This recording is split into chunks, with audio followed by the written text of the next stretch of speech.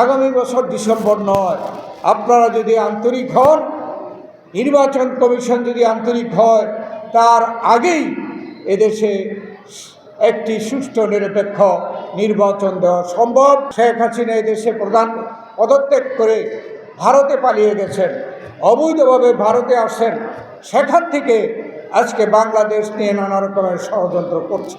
এখানে বাংলাদেশ নিয়ে কারো আধিপত্য এই বাংলাদেশ কখনো সহ্য করবে না।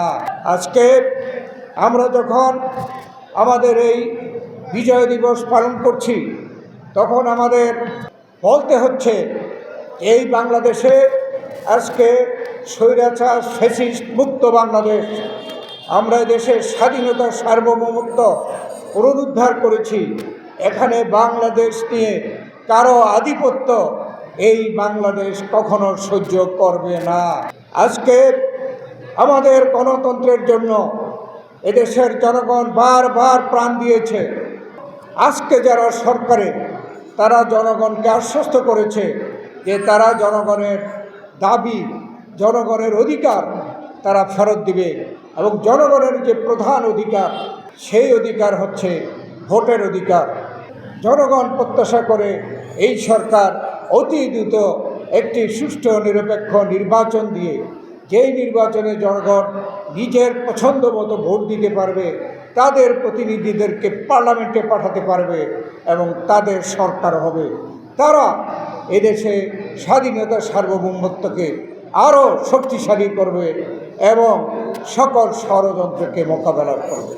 অন্তর্বর্তীকালীন সরকারের প্রধান উপদেষ্টা জাতির উদ্দেশ্যে ভাষণ দিতে বলেছেন যে আগামী বছর ডিসেম্বরে অথবা 2026 জানুয়ারিতে এদেশে নির্বাচন হতে পারে, এই কথা বলেছেন, আশ্বস্ত করেছেন।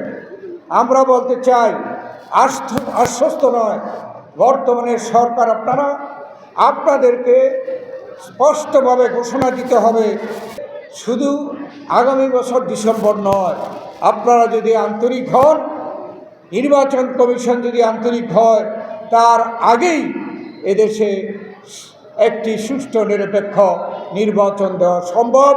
এবং এটা যদি করা যায়, তাহলে এই সরকারের এবং এই দেশের জনগণের জন্য মঙ্গল। আজকে আমরা দেখছি বিভিন্ন কারণে আজকে ষড়যন্ত্র হচ্ছে। যারা স্বৈরাচার ফ্যাসিস্ট সরকার, সেই প্রধান শেখ হাসিনা এই দেশে প্রধান পদত্যাগ করে ভারতে পালিয়ে গেছেন, অবৈধভাবে ভারতে আসেন, সেখান থেকে আজকে বাংলাদেশ নিয়ে নানা রকমের ষড়যন্ত্র করছে। আমরা বলতে চাই, এদেশের মানুষ অতীতে প্রমাণ করেছে, যখনই ভোটের সুযোগ পেয়েছে তখনই ভোটের মাধ্যমে সরকার পরিবর্তন করেছে। আপনারা জানেন 91-তে দেশের মানুষ ভোটের মাধ্যমে আমাদেরকে বেগম খালেদা জিয়াকে সরকারে বসিয়েছে। 96-তে এদেশের মানুষ তত্ত্বাবধায়ক সরকারের অধীনে নির্বাচনে আওয়ামী লীগকে বসিয়েছিল। আবার 2001-এ এদেশের মানুষ আমাদেরকে বেগম খালেদা জিয়াকে আবার ভোটের মাধ্যমে বসিয়েছে। অর্থাৎ সরকার পরিবর্তন করতে পারে এদেশের জনগণ।